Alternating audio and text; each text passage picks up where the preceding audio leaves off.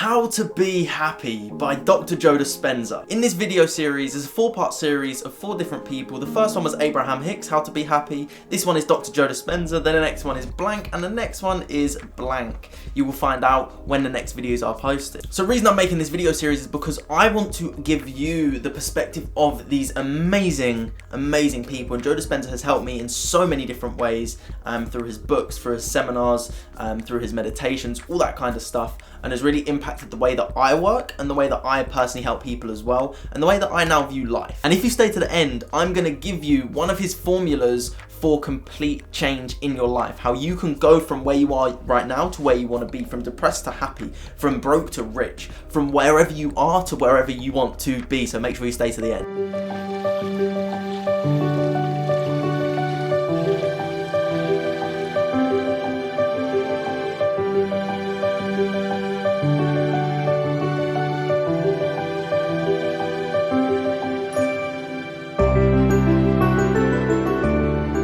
Welcome back to another video. I'm Max Hindle I, help entrepreneurs reprogram their life, rewire their minds for happiness, success, abundance, fulfillment, confidence, you name it, I do it. Before we get into the video, make sure you hit that subscribe button and that bell icon so that you get notified whenever I post. But other than that, let's find out how Joe Dispenza dictates how you become happy in your life. So there's a few truths that you need to know about what we do with ourselves. We are liars. Now again, you're not intentionally liars, you're not trying to hurt yourself. But science shows 50%, yes, 50% of what we say about our past is actually made up. Now, I'm not taking away anything that negative that has happened and anything that traumatic has happened. I'm not taking that away whatsoever. But we are not the same person we were last night. We are not the same person we were a month ago. So we actually begin to make things up. And there's definitely things that I know that I've made up in the past. And there's probably things that I'm bending the truth with a little. But from my perception of my current reality, that's how things went on in my life. Now, that doesn't mean that my life wasn't negative and wasn't destructive back then, because it was. But when we realise that 50% of what we made up, 50% of what we say in the past is made up, we can begin to shift and realise that a lot of the stuff isn't necessarily true. And again, I don't care whether it is, whether it's not. The goal is to get you where you want to be. And if you're watching this video, that is happiness. And essentially what happens in life, and this is how Joe Dispenza says it, is we react to life. We just react. And when we're reacting from an emotional state. When we react from an emotional state, our body goes into that state of reaction rather than response. And the way that I personally like to explain reaction and response, reaction is someone punches you in the face, you punch them back. Whereas a response is someone punches you in the face, you assess what you're going to do. Is it safer for you to fight back? Because it might be. It generally might be. Let's say someone's trying to stab you, then I'm not just going to lay there and take it. I'm going to try and fight back and at least get away. But does it make more sense for you to calm a situation down? Does it make more sense for you to walk away? That is a response, in my opinion, versus a reaction, which is you do something, I do something back. But when you react emotionally, your body is altered chemically. And Joe Dispenza talks about the emotions. When you react emotionally, your body's altered chemically, as I said, or as he said. But if we begin to linger in that emotion of the reaction, someone punches you, you punch them back, you get angry, we linger in that emotion, we linger in it for a few days, we call it a mood. And I've done this many times. I'm sure you've done this as well. Someone says something, it makes you angry, and you stay in that state of anger for, or that state of sadness because they've said something, or that state of guilt because they've done something. But as Joe Dispenza says, what they are really saying is not I'm in a mood, but what the mood stands for is an event happened to me 4 days ago and I can't let go of the emotion that it gave me. That's essentially what they're saying. But they just call it, oh, I'm in a mood. I'm feeling angry. We put it in a bubble of an emotion or a mood so that we don't have to explain all of that, because we don't consciously believe that. We don't consciously know that a lot of the time. When you do consciously know that, you begin to assess these things that go on.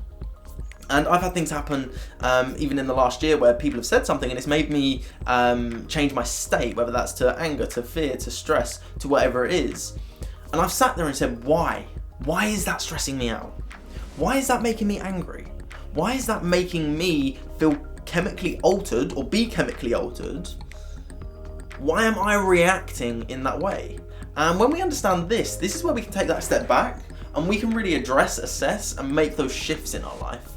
Because once we understand it, we can take the wisdom, leave the emotion, and once we've got the wisdom, We remember the state, we remember what happened, we remember the event, but we take the wisdom from it, which allows us to progress with our life and move on. That same emotional reaction, that refractory period, lasts over a few weeks, maybe even months. This is called a temperament. But if you keep these emotions, you allow this refractory period to go over a period of years, this is a personality trait. And we are our personality. How I come across to you is based on how I believe I am as a person. And whether that's the saying from Cooley the philosopher, I'm not who I think I am not who you think I am who I think you think I am. Whether we go with that, how you think I am, I believe that's who I am. Or how I think you think I am, that's how I believe I am, and I will act in that way. So as we live in our personal reality, it is run by our personality. This is exactly how Joe Dispenza explains it. Our personality creates our personal reality. So if your personality is anger, fear, worry, stress, what's going to happen in your life? Most likely, you're going to be angry, you're going to be fearful, you're going to be stressed.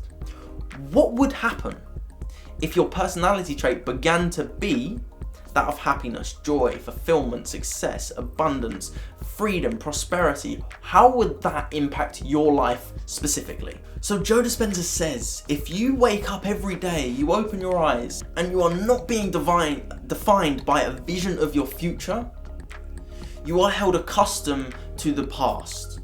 You are held accustomed to your experiences. The reason people can be scared of dogs, and this isn't all reasons, but the reason someone could be scared of dogs is because they had a bad experience with dogs.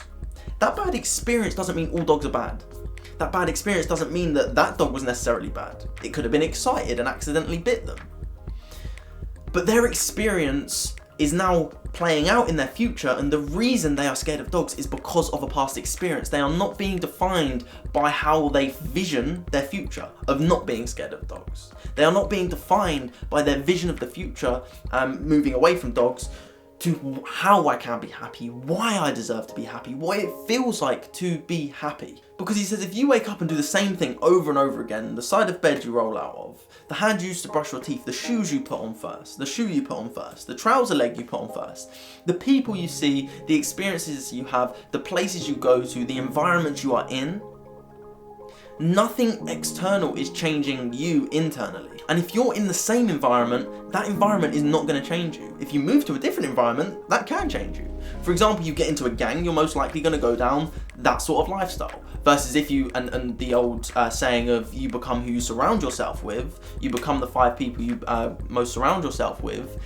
If that's a group of millionaires, you're going to become a millionaire. If that's a group of monks, you're going to be very peaceful and happy. If that's a group of gangsters, you're going to become a gangster. So you need to begin to change all of these routines. And whether that does mean cleaning your teeth with your left hand versus your right hand, getting out of the bed a different side, taking a different route to work, speaking to different people, turning your desk around, making these shifts in your life. Because you have a neurological network in your mind for all these people, places, experiences, your daily routines that already happen in your life. And this current neurological network does not support happiness. It does not support joy. It does not support fulfillment. So this is where Joe Dispenza talks about we must begin to change. So how do we change? How do we change? And from in literally his words, if we want to change, we must overcome our environment. We must overcome our circumstances. We must think greater than our circumstances, our environment, and the things that are currently happening in our life. And as he speaks about, the greatest people in history knew this. They didn't have all these things in their reality. The Wright brothers, Joan of Arc, Mahatma Gandhi, they didn't have Martin Luther King. They didn't have all these experiences physically through their senses to be able to experience. But they had a vision in their mind that was so strong, it came out in their reality.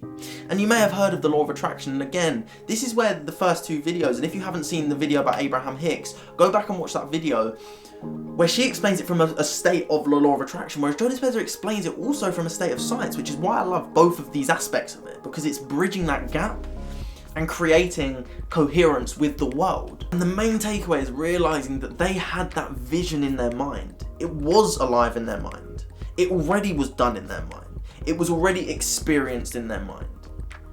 And they just had to do what they needed to do. They took the right routes in order to create what it was that they saw in here. So this is what I'm going to leave you with and end on this is a question from Joe Dispenza.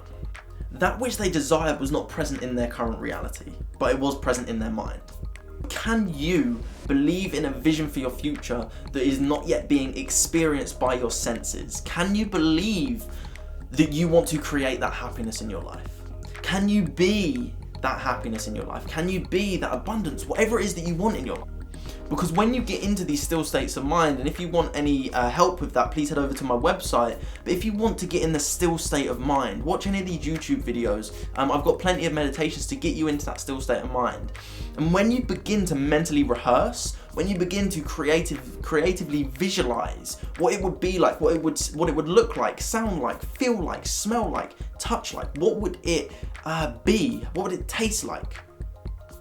That vision of your future, because when that is so clear in here, it becomes external, it becomes real in the world. And just as other teachers have said, if you can see it in your mind, you can hold it in your hand. You have that ability to do so. So Joe Dispenza's question for you to end on, and what I want you to end on and really think about and write this down. Can you believe in a vision that is greater than your current circumstances? Can you believe in a vision that is greater than the current environment, than the conditions that you are living in? Can you think greater than everything that's going on in your life? Because if you can, you will change. And when you begin to change, life gets better. So remember, if you want it, make it a truth in here, and it will come to you here. And with that being said, keep spreading love, kindness, and so much positivity.